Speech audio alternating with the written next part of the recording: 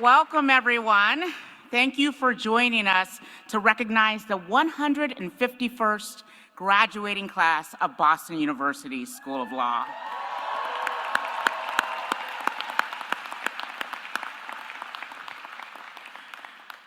During today's event, I ask that you please keep aisles clear and celebrate time with your graduates at the conclusion of our commencement rather than leaving your seats during the ceremony. Now, will you please remain standing while Karen Hunt, a member of the JD class of 2024, sings the national anthem.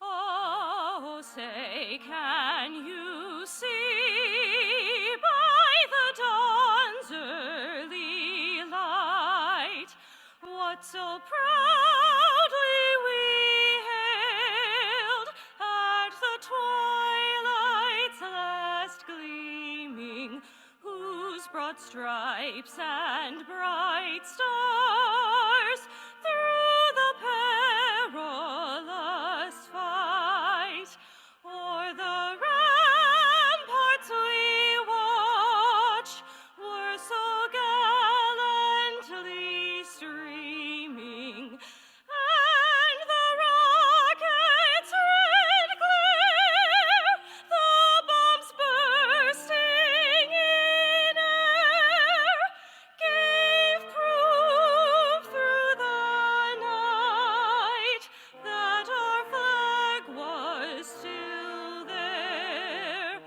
Oh, say, does that star-spangled banner yet wave o'er the land of the free and the home of the brave?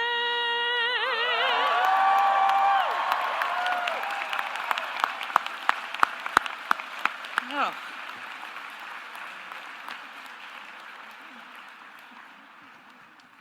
Let me get my grab.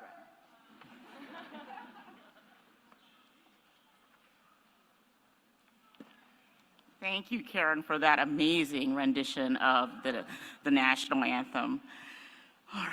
Congratulations, class of 2024. Oh, you may now sit down.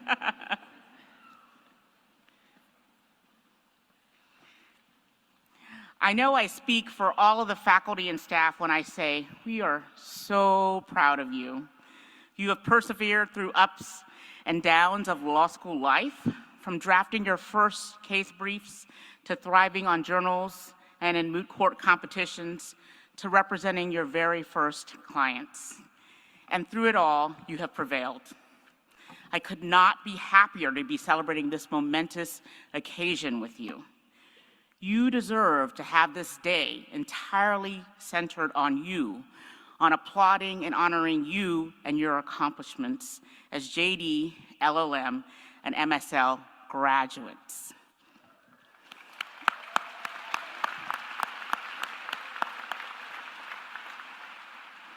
I also want to acknowledge all of your family, friends, and loved ones, many of whom are here with us today. We know how invaluable your support has been to each one of our graduates, your graduates during their law school journey, and we thank you. Whether you were booking a U-Haul and driving across the country, making a home-cooked meal, or sharing an encouraging word at the end of a hard day, you each have played an important role in our students, your loved ones' achievements. So graduates, please give a big round of applause to the people who helped you get here.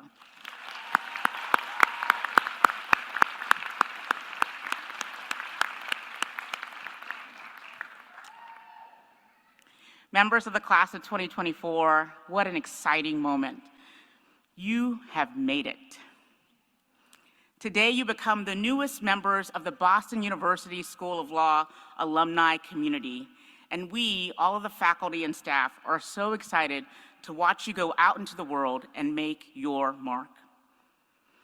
And believe me, you have all of the skills at your disposal to blaze this path, your own path, wherever it may lead you. An ability to read and dissect legal doctrine, a strong eye for detail, the ability to think critically, ask hard questions, affect change, plus so much more. But you also have another tool in your belt, a tool that's not taught in any classroom, at least not explicitly. This tool has not been the basis of any legal precedent, though it has been the driving force behind some of the most consequential cases and opinions in our nation's history. You would be hard-pressed to find a legal text devoted entirely to this tool at a law library. Yet it is one of the most powerful tools in your possession. It is courage. This idea might seem a bit strange to some of you. After all, we often perceive courage as something that shows itself only in times of imminent danger. A lone hero rushing into a burning building, or a soldier battling on the front lines. Not a lawyer filing a brief, or making a deal, or meticulously constructing a legal rationale. Too many of us have the impression that courage is a gift bestowed on only a few brave souls, or that it is a virtue to be marshaled only in the most threatening of situations. The problem with this impression is that it absolves us of the responsibility to demonstrate courage in the quiet, everyday moments. But each and every one of you has the capacity, and I would even say the obligation, to live courageously, as so many have done before us. Achieving this goal consistently will not be easy. Living courageously is not a single act, but a practice, and it is one that often requires sacrifice and, yes, vulnerability. We live in a time of unprecedented public scrutiny. Every word we utter, every action we take feels vulnerable to attack or misinterpretation. As lawyers trained to mitigate risk, it is natural to want to do or say the prudent thing. Nothing. In fact, far too often, people of good faith retreat to the safety of resignation. The fear of rocking the boat, inviting backlash, or becoming the target of online hate forces many well-intended people, both lawyers and non-lawyers alike, into a defensive crouch. We worry that a false word, twisted or taken out of context, will cost us our jobs. We refrain from sharing opinions or asking questions for fear of losing friends and opportunities. We close ourselves off to viewpoints that are different from our own. And as Professor Brené Brown has explained, we too often prevent ourselves from being vulnerable, from revealing our authentic selves and thoughts. We do it because we fear that such honesty and exposure may deprive us of the human connection we all need. And we do it because it so often feels safer to render ourselves cloistered, mute, even invisible. Believe me when I say I understand. I have struggled with so many of these impulses and fears myself. But living a life of purpose takes courage.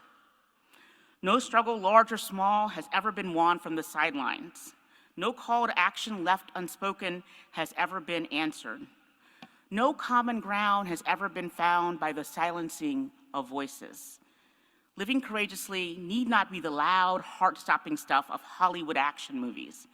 In fact, the most courageous thing you can do is to live your values every single day, even when it is hard, especially when it is hard. Inevitably, there will be people on your path who do not share your values or whose values stand in direct opposition to your own. The best of them will hear you out and listen to your perspective with an open mind, as I hope you will do for them. The rest may reject you or try to shut you down.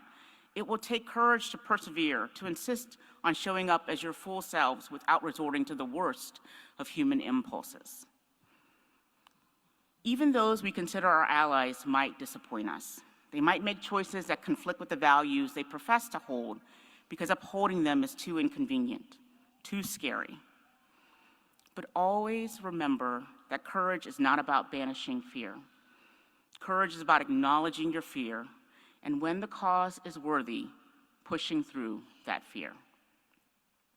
As the writer James Neal Hollingworth once put it, quote, "Courage is not the absence of fear, but rather the judgment that something else is more important than one's fear. The timid presume it is lack of fear that allows the brave to act when the timid do not. But to take action when one is not afraid is easy. To refrain when afraid is also easy. To take action regardless of fear is brave," end quote. Now, this vision of courage was put into sharp focus for me earlier this year when I was asked to be a presenter at the induction ceremony for the National Women's Hall of Fame. As its name suggests, the Hall of Fame recognizes and celebrates women who have changed the world through their ideas, activism, and work. One of this year's inductees was my friend and mentor, Professor Kimberly Crenshaw. Professor Crenshaw is a lawyer and pioneer in the fields of critical race theory and Black feminist legal theory. She is perhaps best known for coining the word and creating the framework intersectionality. She also is the founder of #SayHerName, a social movement aimed at raising awareness for Black women victims of police brutality. The reflexive reaction that the term intersectionality alone receives in some corners of society tells you much about Professor Kimberly Crenshaw's ability to walk through discomfort. Her ideas are regularly misinterpreted and deployed as political clickbait, making her the target of brutal online harassment and threats. Nevertheless, she has not shrunk from the urgent task of naming, dismantling, and fighting against systems of oppression. There is something else more important than fear. I also had the opportunity at the Hall of Fame ceremony to speak with another icon, Dr. Peggy McIntosh. Dr. McIntosh is a renowned feminist scholar known initially for documenting the invisible benefits of maleness. Later, she courageously turned the lens on herself, articulating the ways in which she, a white woman, had also benefited from unspoken advantages conferred to her by her race. The resulting work, White Privilege: Unpacking the Invisible Knapsack, has been foundational to our understanding of entrenched structures of power. But as Dr. McIntosh shared, the introspection it required of her was deeply uncomfortable. It forced her, as she so powerfully told me, to confront truths she did not want to confront, but she did it anyway. There is something else more important than fear. Throughout their careers, Professor Kimberly Crenshaw and Dr. Peggy McIntosh have shown exemplary courage. During that time, they were grown women capable of comprehending the risk they were levying on themselves and their. But when Ruby Bridges, another Hall of Fame inductee, walked through a crowd of screaming parents, angered by the mere thought of racial integration from one 6-year-old's attendance at a racially segregated public school in New Orleans, she was just 6 years old. The late Charles Burks, one of the federal marshals who walked alongside young Bridges through the screaming hordes, once described the 6-year-old's breathtaking courage. He said, quote, "She never cried, she didn't whimper, she just marched along like a little soldier. We were all very proud of her," end quote. Federal Marshal Burks was a pilot during World War II. He was shot down in 1944 and became a prisoner of war in Germany until he was finally able to escape. It is safe to assume that he had a high bar for naming courage.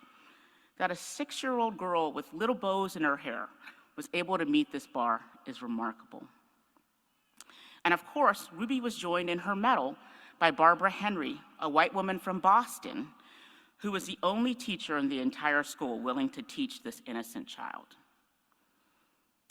Most of all, Ruby was joined in her bravery by her parents, who courageously decided to send her to the school as the lone Black child who would integrate a previously all-white school, despite potentially deadly consequences. And there is a direct line between the Bridges family to break down the barriers of Ruby's segregated public school and my ability to walk through our law school's hallowed halls as your dean. There is something else more important than fear. As you embark on this next phase of your journey, I want to ask you to ask yourself what your something is. What values do you hold that are greater than your fear? Who inspires your courage, and from where do you draw your courage? I've told you about a few of my own sheroes, and I encourage you to find your own personal inspirations and let them lift you when you feel yourself falling into that defensive crouch. At the same time, never forget that lone hero of your imagination is none other than you. If you've ever walked to the law school on Bay State Road, you may have seen a sign on one of the row houses on campus. It includes a quote from poet June Jordan, quote, "We are the ones we have been waiting for," end quote. On so many days, I have looked up at that sign on my way to the law school and have found myself dampening my own fears and drawing my courage from that visual reminder, whether the decision or problem I was struggling with was small or large. It is this thought that I ultimately want to leave you with. Do not be lulled into thinking that courage is a domain of others and not yours to claim, or that it is only needed in harrowing times and not in ordinary ones. I urge each of you to leave here with the resolve to live courageously, and to do it not by engaging in death-defying acts of valor, though it would not surprise me to hear that many in this group had already done so. Do it by refusing to let your fears distract you from your higher purpose. Let that purpose be your North Star.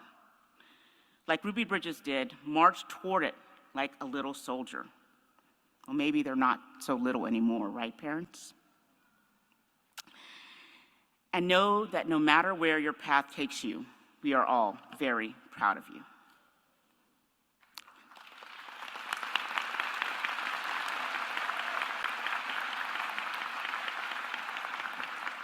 And now it is time for me to introduce our commencement speaker, a proud BU Law alumna and someone who exemplifies the courage that I've been describing.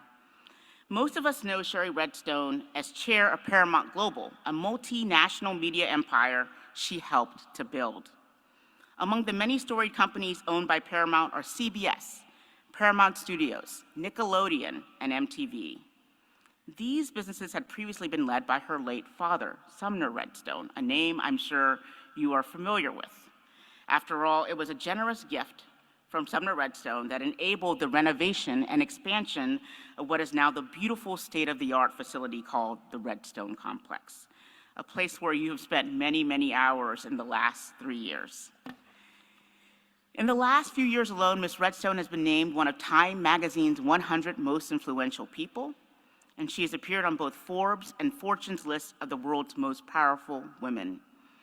She is a recipient of numerous awards, including the Simon Wiesenthal Center's Humanitarian Award and the Yitzhak Rabin Entertainment and Media Leadership Award. Even with all of these accomplishments, Ms. Redstone has remained steadfast in doing the hard but necessary work of battling what she calls the twin dual towers of hate, anti-Semitism and racism.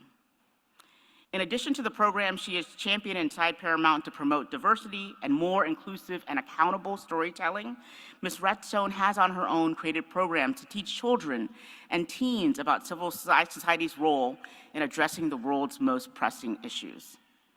Here in Boston, Ms. Redstone worked with the YMCA to create a program aimed at teaching preschool children and their families the importance of respecting cultural diversity. She is the sponsor of initiatives such as the Dodd Human Rights Impact Program at the University of Connecticut and the Black and Jewish Teen Initiative at the American Jewish Community in Atlanta. Last year, National Amusements, a theater operator led by Ms. Redstone, initiated a new film impact series to bring the Black and Jewish communities together in Boston, hosting a screening and discussions of the film From Swastika to Jim Crow, a documentary about Jewish scholars who, after fleeing Nazi Germany, taught at historically Black colleges in the segregated South. These are just a few of the efforts Ms. Redstone has led as a fierce advocate for freedom, compassion, and humanity.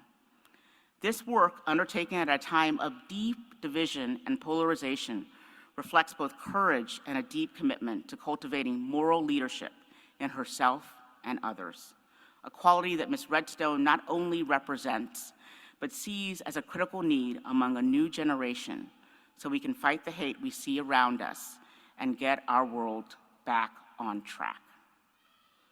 So please join me in giving a warm BU Law welcome to your fellow alum and 2024 commencement speaker, Ms. Sherry Redstone.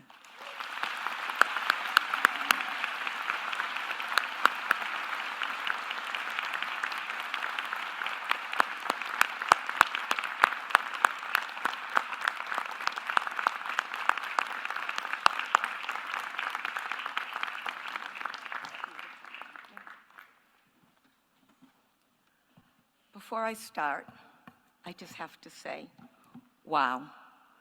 I mean, what a day. I didn't know how it would impact me emotionally, but seeing all of you here, knowing what you went through, how you got here, with your families, with your friends, is really incredible. So thank you for having me here today. Thank you, Dean Onwachi Willard. You guys deserve it. Thank you, Dean, for those very kind words. It's truly an honor to be here this morning with so many fond memories of my time here as a student and of my wonderful connections to the law school over the past several decades. We all know why we're here today, so let me be one of the first to say congratulations to today's graduates, the Boston University Law School class of 2024.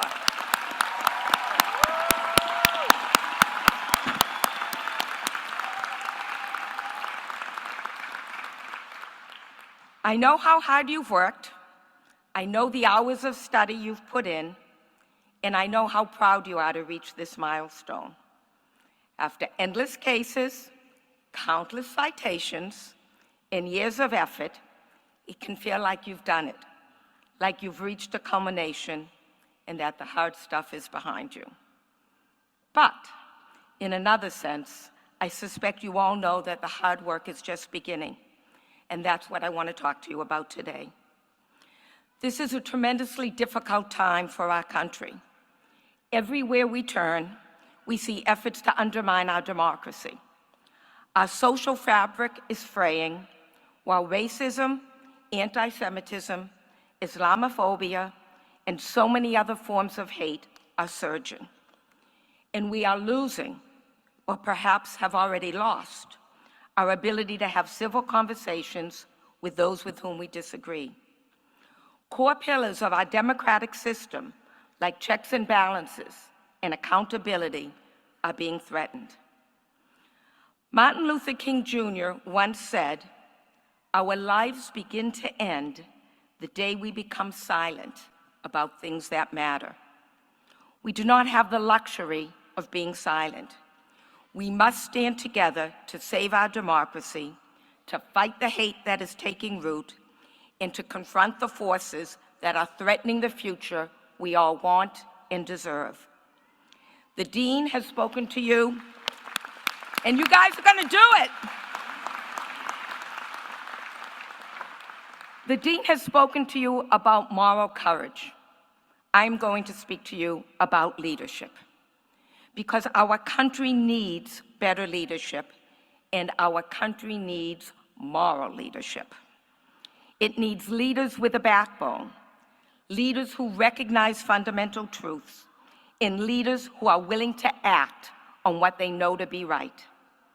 There are many issues in the world that fall into shades of gray, but there are also many issues that are clearly black and white.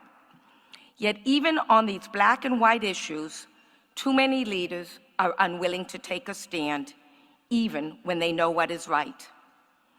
Jonathan Sacks, the religious and political leader who was a beacon across faiths, used to say that most people choose armchair morality. It's an easy morality, a selective morality, one that allows people to form their positions based only on what they already know or think they know. But to be a true moral leader, you must be willing to take a stand. You must be willing to learn, and you must be willing to expose yourself to new opinions that challenge your ideas. That is what BU has trained you to do, and that is the hard work that lies ahead for each of you, regardless of the path you choose.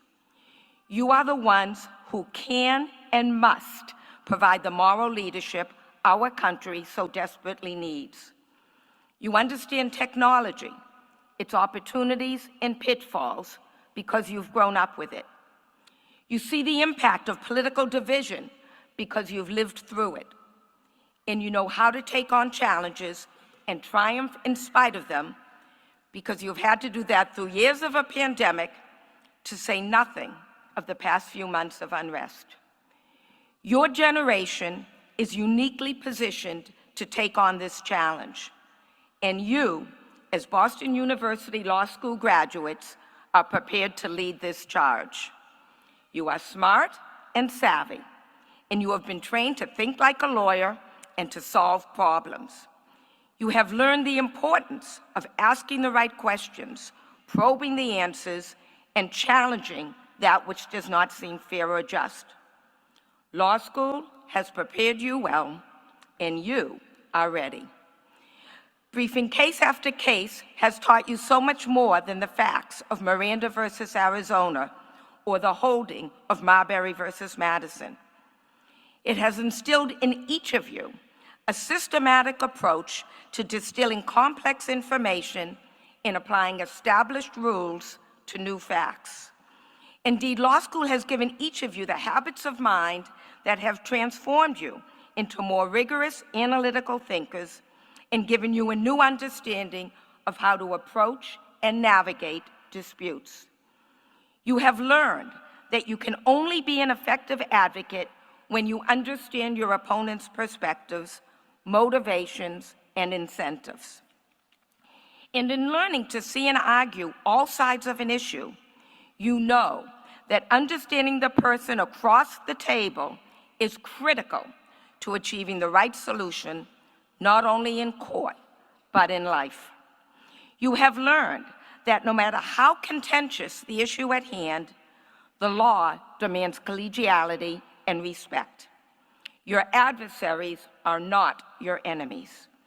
Whether arguing in moot court, representing clients in a clinic, or debating in class, you have internalized an essential truth of our legal system, that we can disagree without being disagreeable, and that we can argue opposing sides without making it personal.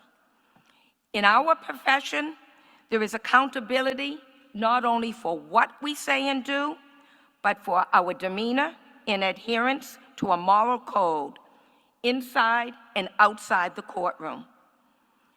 When I practiced criminal law in Boston, we would often gather with opposing counsel at the end of the day at a restaurant called Maison Robert, which was in the old City Hall, and we would decompress over drinks. It's a simple reminder that it's possible to argue, compete, and oppose in the morning and socialize in the evening. As you move forward in your careers and your lives, this approach will serve you well. Moral leadership springs from treating clients, opponents, shareholders, family, friends, annoying neighbors, even political opponents, with empathy, dignity, and respect. And it is incumbent on each of you to draw on what you have learned and to provide the moral leadership necessary to address the challenges that we all face today, not only in the practice of law, but in society at large. My father was a very successful businessman, but when people would come to him asking about business school, he always dismissed it. A waste of time, he would say. Go to law school. He strongly believed, yes, go to law school, guys, you did it. You guys have done it. My dad strongly believed that it is the best education for anything you want to do in life. He knew this firsthand because he started his career as an attorney, practicing tax law and arguing before the Supreme Court. He then went on to turn a small family drive-in movie theater business into one of the biggest media companies in the world. But even when he was at the height of his power and influence in the media industry, he loved coming here to the law school to teach. In the 1980s, he created a course on entertainment law, which was one of the very first of its kind in the country. In fact, he had to create an entire curriculum and casebook from scratch. In 2013, as the dean referred to, he made the gift to BU Law that created the Sumner Redstone Building, where I know you have all spent an awful lot of time in the last few years. This year, we dedicated the Redstone Reading Room to honor his legacy. It is not only a testament to the lasting impact he had on his law students here at BU, but also, and as important, if not more important, to the lasting impact that his students had on him. My father believed that we all have an obligation to shed light where darkness exists. And for that reason, education and civic engagement have been cornerstones of both my career and philanthropy. At Paramount, we are mindful of the powerful role media plays in shaping culture, and we have sought to harness it for good. 2 years ago, we launched Content for Change, a global effort to break down the narratives that enable intolerance, hurtful stereotypes, and racism. We also recently launched a short-form video series at Nickelodeon, well-versed in the tradition of Schoolhouse Rock. These videos explain the fundamentals of democracy and citizenship for young viewers.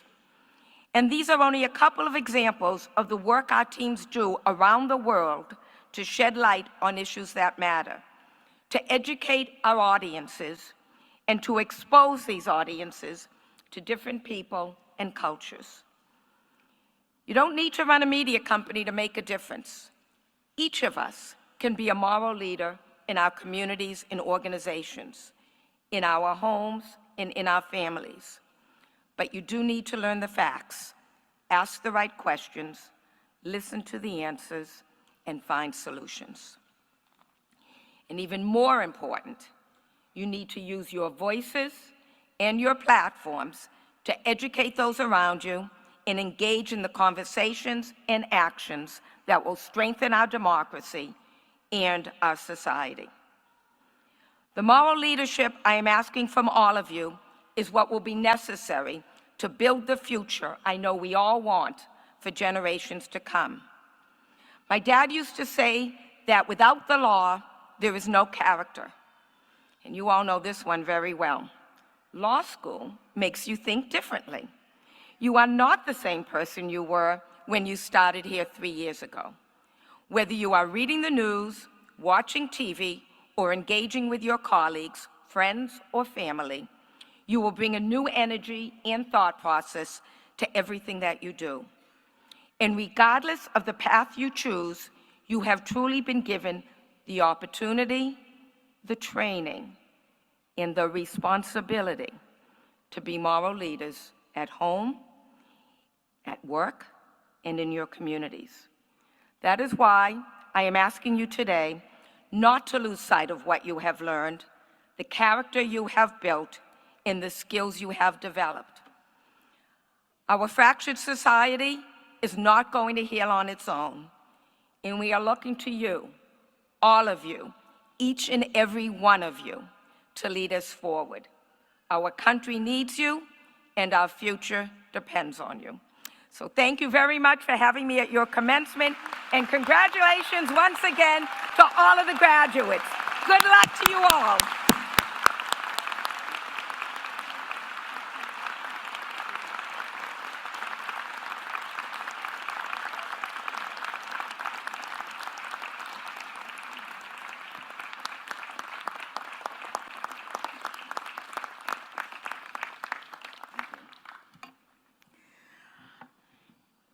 Thank you, Ms. Redstone, for that amazing, amazing speech.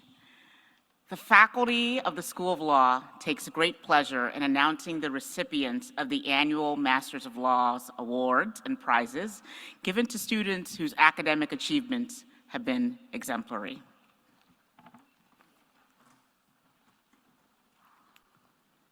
Sebastian Horston was a distinguished student in the law school's Master of Laws program in American Law, from which he graduated first in his class in the year 2000. The Sebastian Horston Prize for Academic Achievement was created to honor the student each year who likewise achieves the highest cumulative grade point average in the master's program in American Law and Intellectual Property and Information Law. It is my honor to present the Sebastian Horston Prize to Yingling Zhang.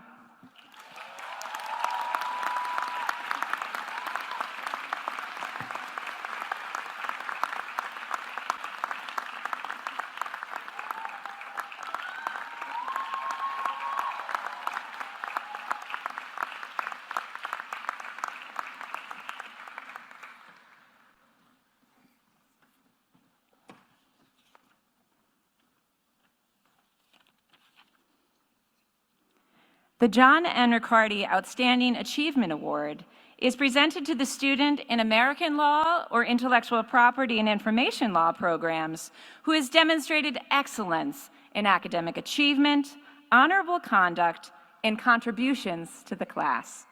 It is my great pleasure to pronounce this year's award to Juan R. Beldejar Lassa.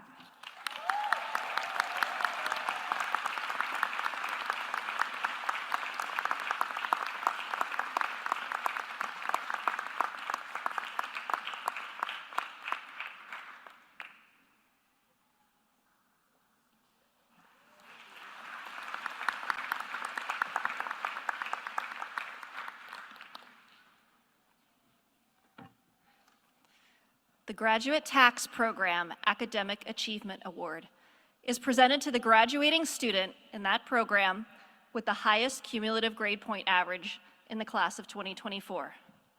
I am honored to present this year's award to Adrian Larson.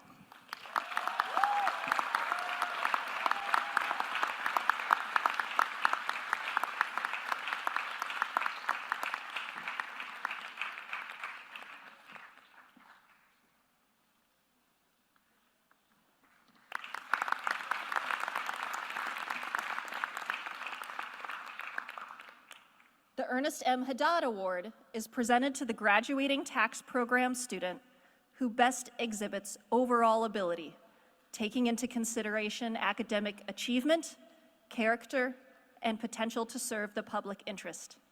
I'm delighted to present this year's award to Satong Jiang.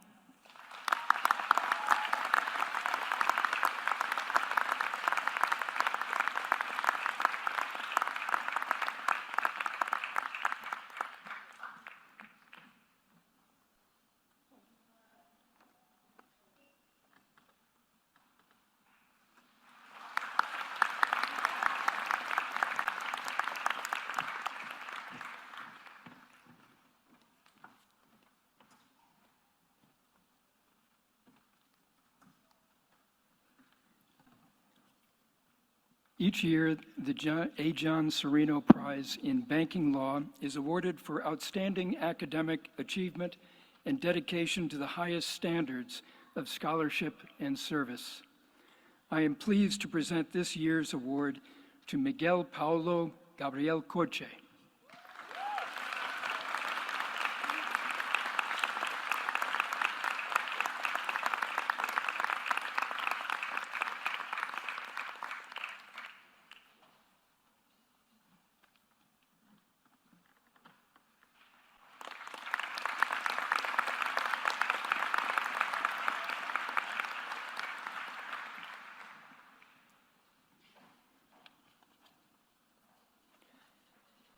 The Dennis S. Aronowitz Award for Academic Excellence is presented each year to the student with the highest cumulative grade point average in the banking and financial law program. It is my privilege to present this year's award to two students, Umayma El Adawi and Jan Michael Greenberg.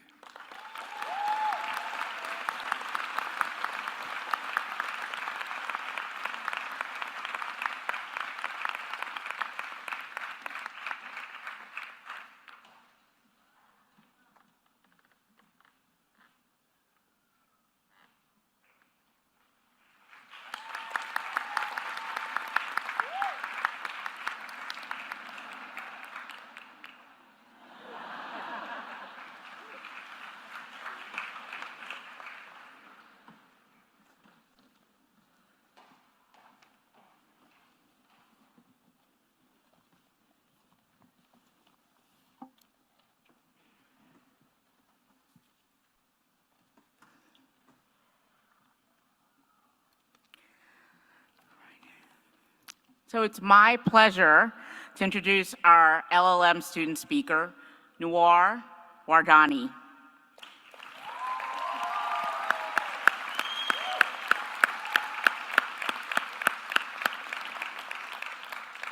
Noor's amazing resume makes me wish I had studied French, so bear with me through my pronunciations.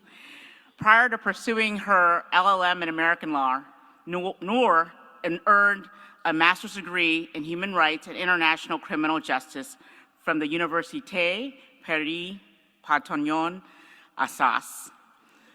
Noor was a student attorney in the BU International Human Rights Clinic, and she interned for several criminal law firms in France, as well as for a defense team at the International Criminal Court. Passionate about human rights, Noor is a contributor to the French NGO, L'Observatoire des Camps des Réfugiés. She plans to sit for the Paris bar later this year. Please join me in welcoming Noor to the podium.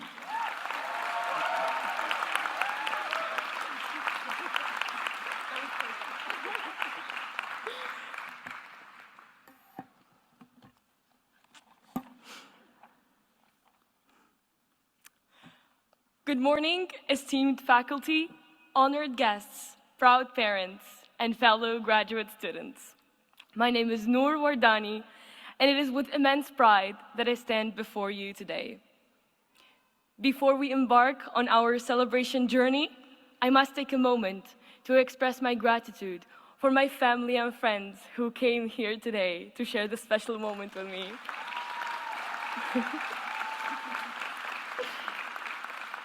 And to thank, most importantly, my parents and grandparents who are watching me from home, my beautiful Tunisia. Their unwavering support, encouragement, and sacrifices have been the backbone of my journey, and without them, I would not have been here today. Dear LLM class of 2024, we made it.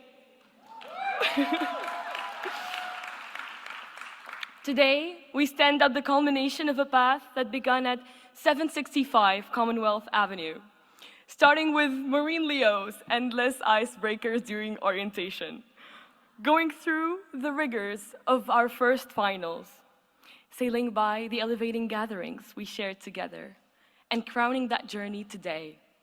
Here we are now, filled with gratitude for the enriching experiences we shared together. From diverse corners of the world, we converged upon BU, bringing with ourselves our unique languages, cultures, and visions. Despite the initial barriers that could have kept us apart, we were able to forge bonds that defied country lines and borders. Each member of our LLM body brings a wealth of experience and knowledge to the table. From seasoned lawyers to esteemed counsels, to fresh graduates with infinite potential and restless ambition, we share a common drive to excel and make a difference in our respective fields of practice. For almost each one of us, English is not our native language. Yet, we turned the Feynman and Pappas Law Library into our sanctuary and the Law Cafe into our refuge, working tirelessly to embrace the language and master the intricacies of the American law system. This year has been a testament to our resilience. In navigating the complexities of legal studies, we have not only grown as scholars, but most importantly, as human beings. We have learned to embrace openness, foster tolerance, and celebrate our shared humanity. Throughout the numerous challenges we faced, we were accompanied throughout the year with the International Graduate Programs Office. Maureen, John, Wimala, Will, and every single member created venues for us to share memorable moments. Among these experiences we cherish orientation, the pen fiasco, and the lobster delicacy, apple picking, ice skating, snow tubbing, Discovery series from Philadelphia to Washington to London, Thanksgiving dinner, and the still is still long. The care and attention they gave to us made unequivocally a difference in our year. I had no predetermined expectations when I came in, but here I am, 9 months later, and I have created something, bonds with people that I deem unbreakable and who will forever be in my heart. Yet, as we celebrate our achievements, we cannot ignore the challenges that loom over the realm of law and justice. This year has been a test to our humanity. This year, we have witnessed war unfolding on our phones and extreme violence displaying on our screens. From Palestine to Congo, from Ukraine to Sudan, the cries for justice echo louder than ever.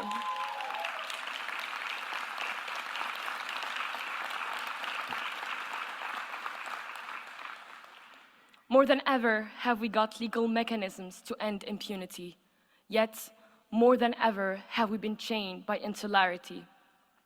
Let us together trade war for peace, impunity for justice, and insularity for dialogue and union. In a world fraught with uncertainty, it falls upon us as future legal professionals to uphold the principles of rightfulness and fairness. As we embark on the next chapter of our lives, let us carry with us the lessons learned and the connections forged. Let us be beacons of justice and advocates for positive change in our respective communities and beyond. Congratulations, class of 2024. We have indeed made it, and the journey ahead holds infinite possibilities. Thank you. Thank you.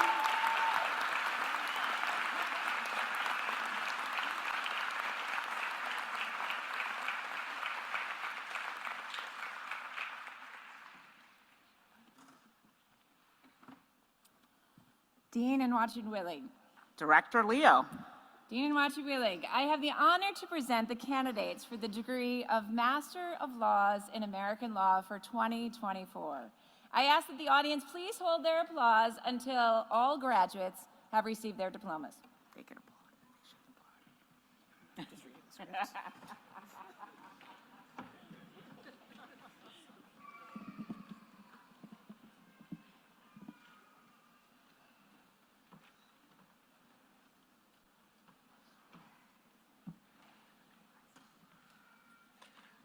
Tobias J. Kyle.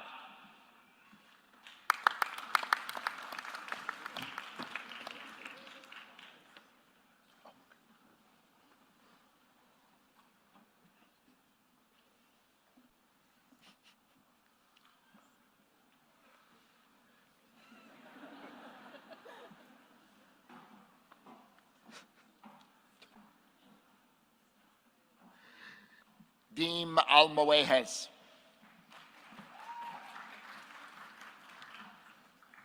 Stephanie Aun. Mariana Apolaro. Thank you, Dean. Albert O. Austin. Dongwan Bay.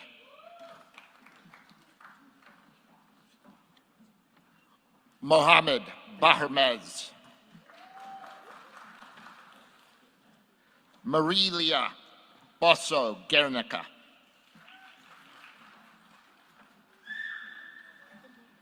Anastasia Boychenko. Yukchaboy K. Buriev. Valentina Butkovic.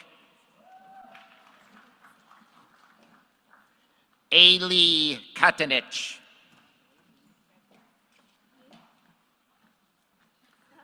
Wiyu Chen.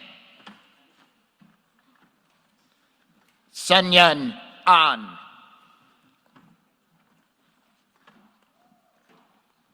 Ja Chen.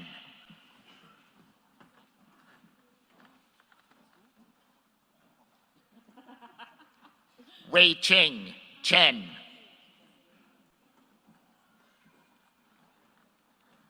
Carla Alchek.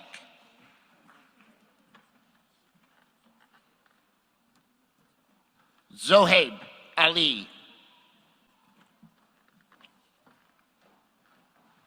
Yen Ning Chen.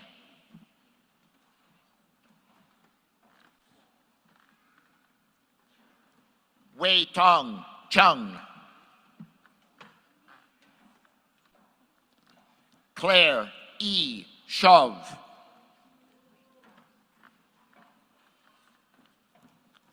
Juan R. Beltahar Lassa. Suji Cho.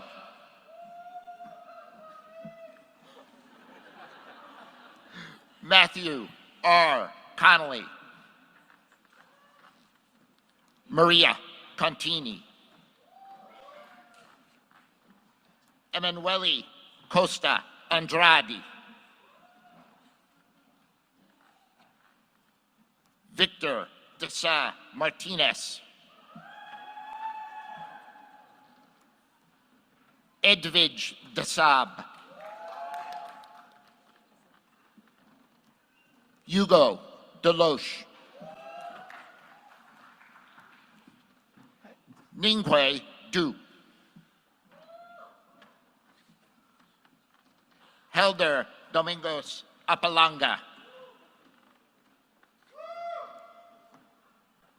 Marina Esmeraldino.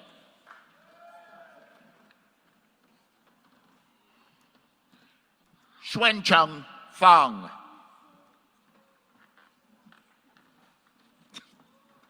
Xue Fei.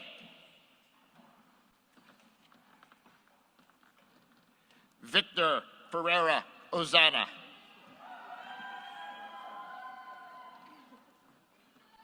Pamela Gonzalez Kramer. Xiaoyu Guan.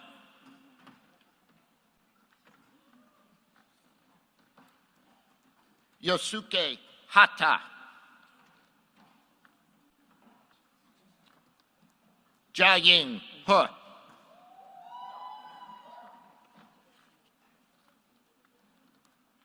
Jing He.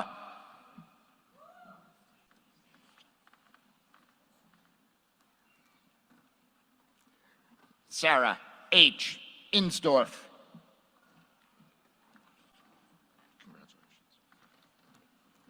Sajani James. Deanna Canberry.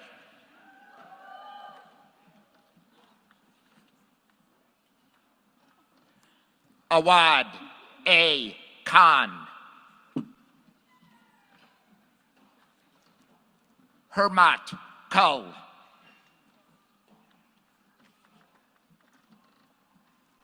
Victoria Lapadula.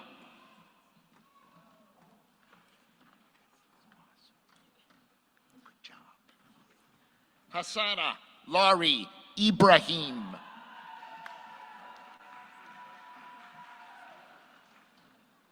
Leah Lascu. Jalin Lee.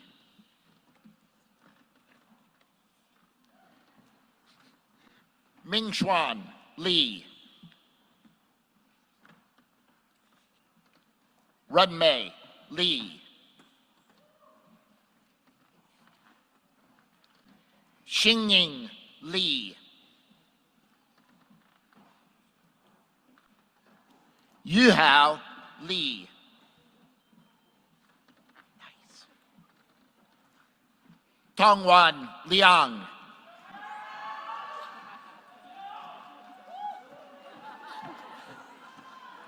Tamea J. Limousin Oliveira Dokuto.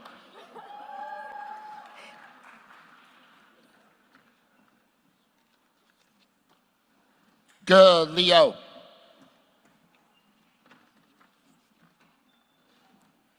Naifeng Liu.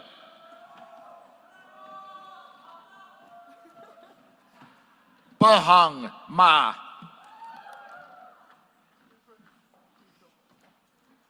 Christiane D. Maynahan.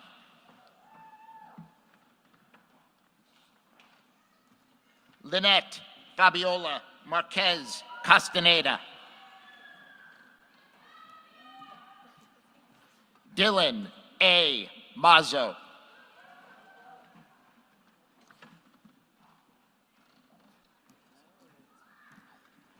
Mike E. Balanda.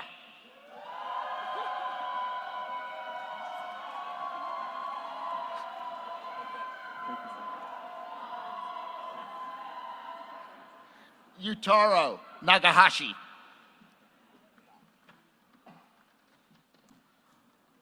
Noshin Nanjiba.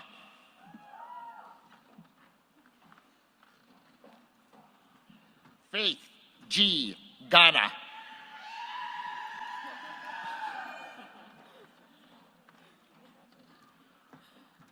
Audrey C. No Batjam.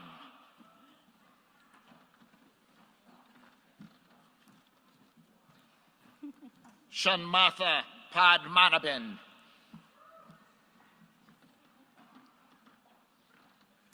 Priscilla G. Pamplona.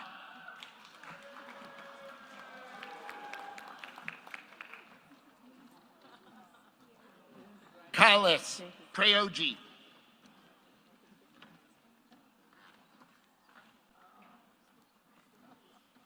Eric Ira Rentalili.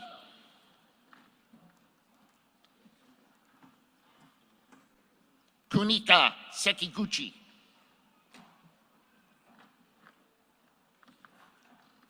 Yuto Sekino.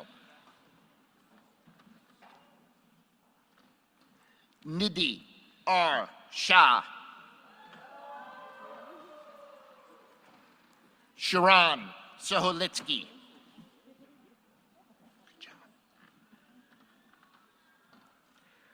Ganu Sun.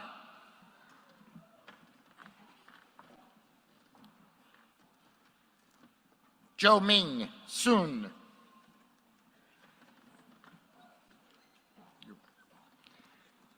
Yuan Sun.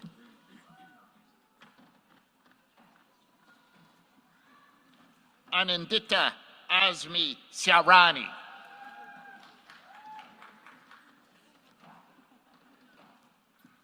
Kenichi Takano.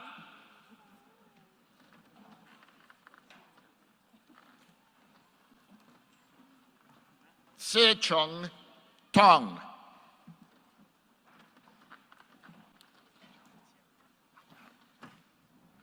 Thierry Joseph Tiendrabogo. Samat Amralev. Carlos R. Vargas Pacheco.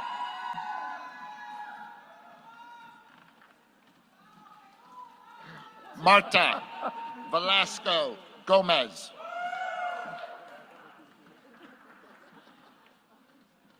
Kira Walker.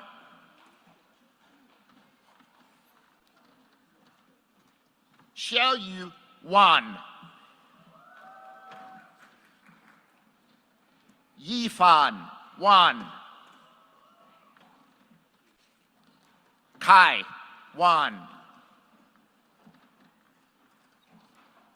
Isabel Wegener. Minju Wu. Pingsin Wu. Sejing Wu.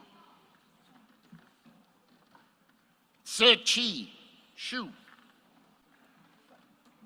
Momo Yamamura. Keshu Yen. Hui Wen Young.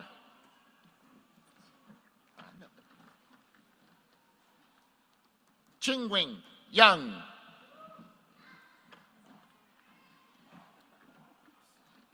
Jiang Yua Chang. Jiayi Chang.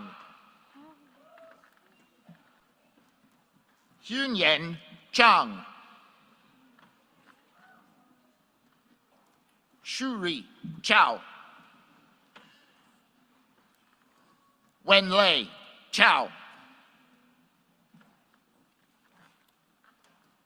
Juying Chow.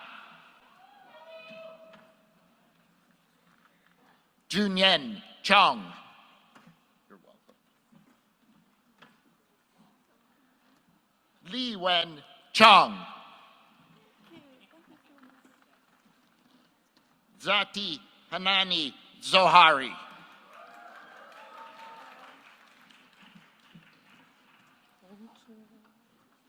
Noor Wardani.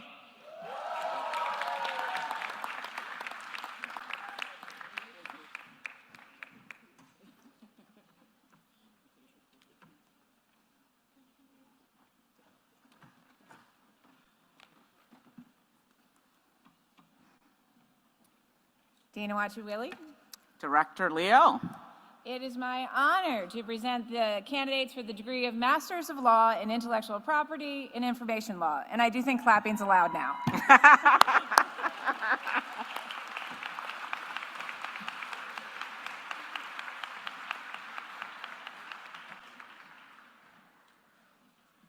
Nawaf Al-Katani. Abdul Rahman Abed H. Al-Sufyani. Mary Lou Bretthauer.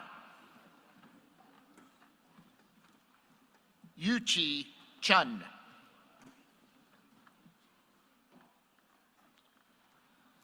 Trineni Chintapatla.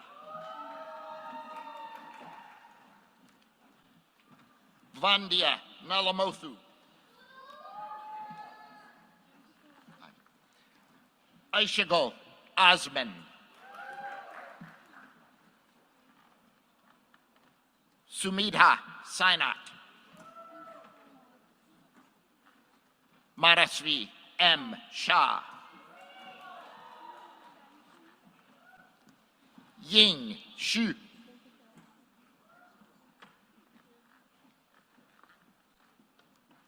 Ranyang Xia. Ingling Zhong.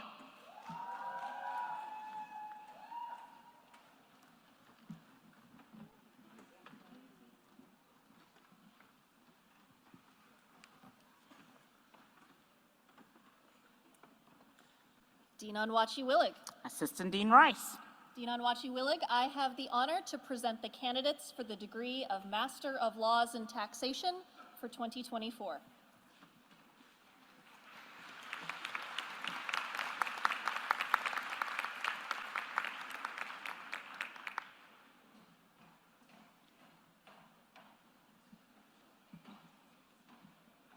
Adrian Larson.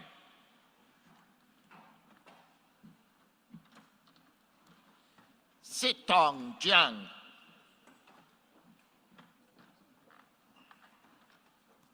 Sharon Akua Sarpong Asamoah. Robin Chatwood. Kathleen Yam. Yian Chen.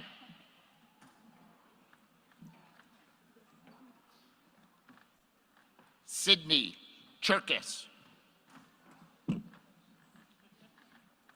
C.K. Han.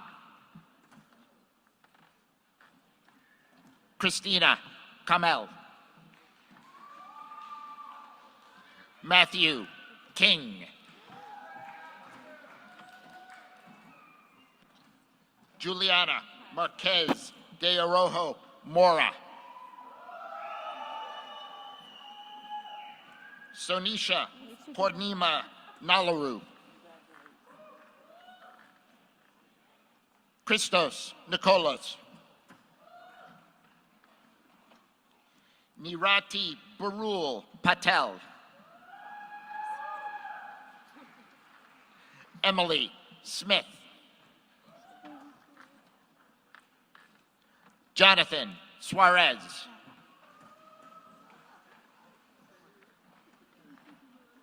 Amanda Youssef.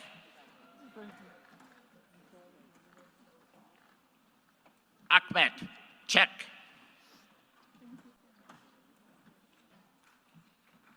Allison, Dylan.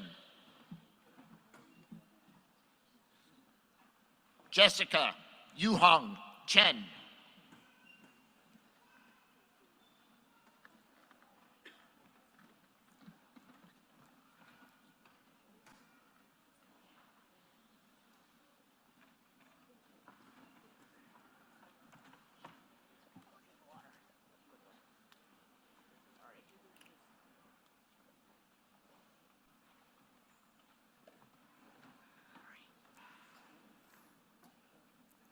Dean Onwachi-Willig. Assistant Dean Rice.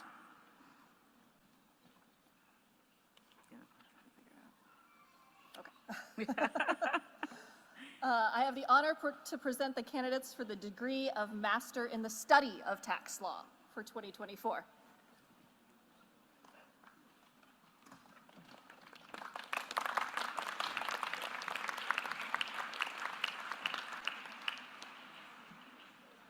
Mohammed Ade Hidayat.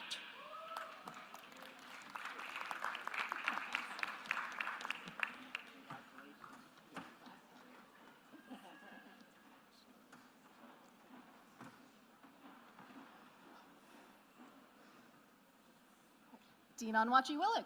Assistant Dean Rice. I have the honor to present the candidate for the degree of Master of Laws in International Business Law for 2024.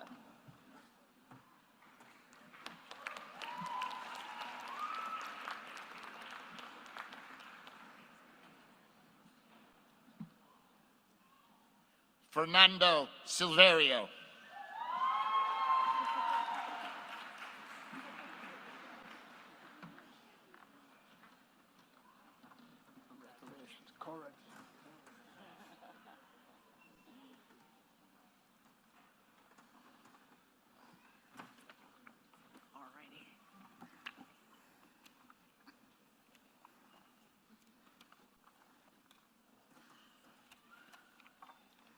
Dean Onwachi-Willig. Director Handley. Dean Onwachi-Willig, I have the honor to present the candidates for the degree of Master of Laws in Banking and Financial Law for 2024.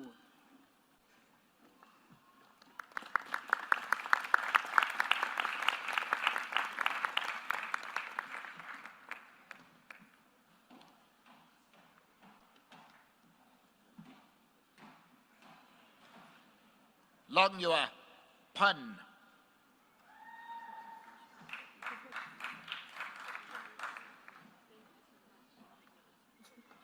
Umaima Arawai.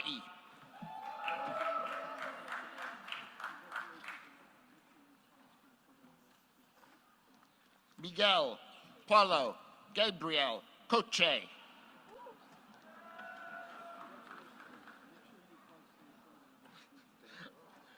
Abdul Rahman Al-Manafi.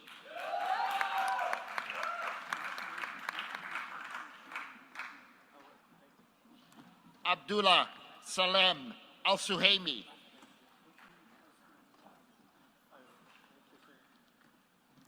Beatrice J. Dorr.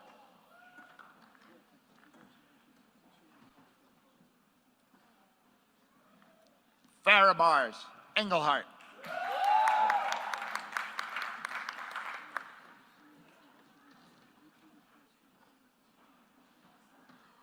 Wenda Fund.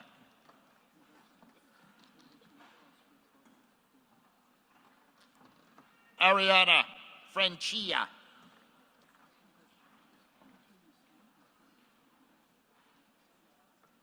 Aitan Gulieva.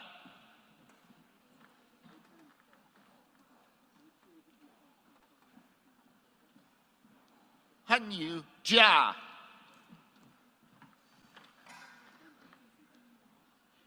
Pitch and Art, Cam Young.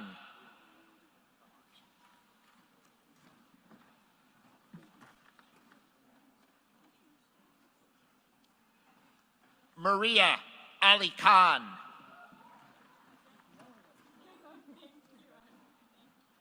Rehan Lee.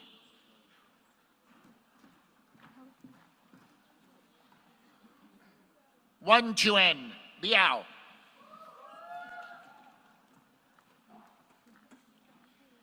Jing Chen Liu.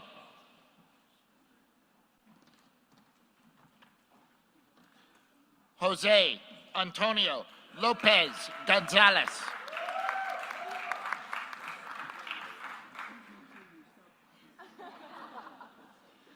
Delphina Lynch and friend.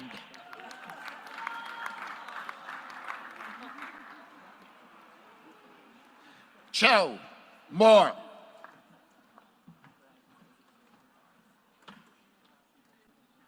Chuen Kit Inga.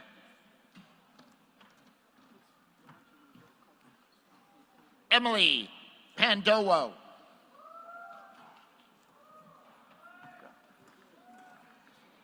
Inbi Pian.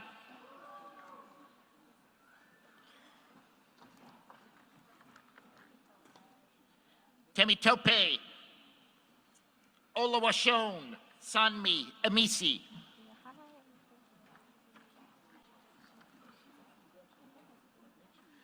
Zil R. Shah.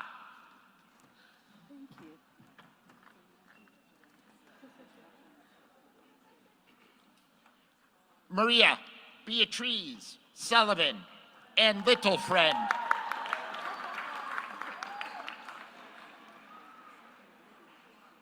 Tzu Tong.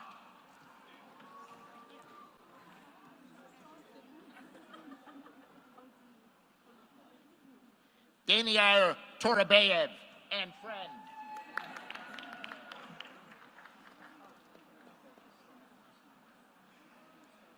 Fiametta Valenti.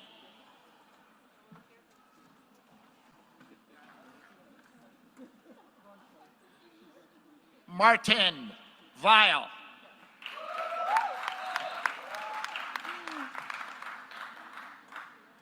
Yen Chong.